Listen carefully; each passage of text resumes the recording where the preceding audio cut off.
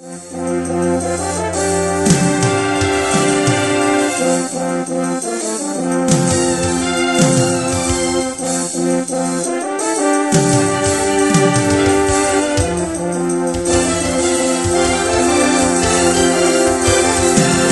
kayo personally, ano po yung saloobin ninyo tungkol doon sa performance po na nakikita ng magkabilang panig?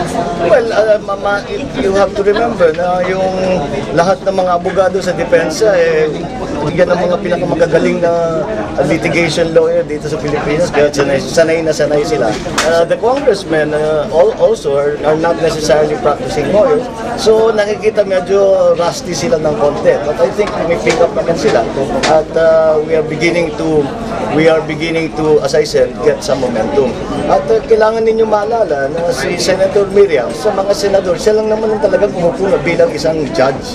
She was an RTC judge and she's behaving precisely as a judge would. Na sinasabi, madali ninyo ito. Ba't pa tayo nagdidebate dahil nagka-stipulation na, nagkasunduan naman ang magkabila.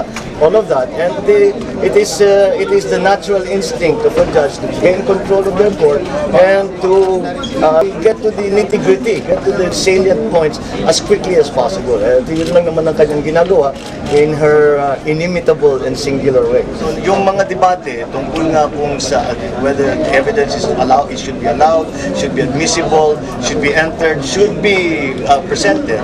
All of those questions, hindi na kailangan i-debate dahil that ruling has come from the chair and alam na nila ang gagawin nila. Hindi na kailangan mag-debate kung ano ba ang tama. Maraming salamat. Thank you.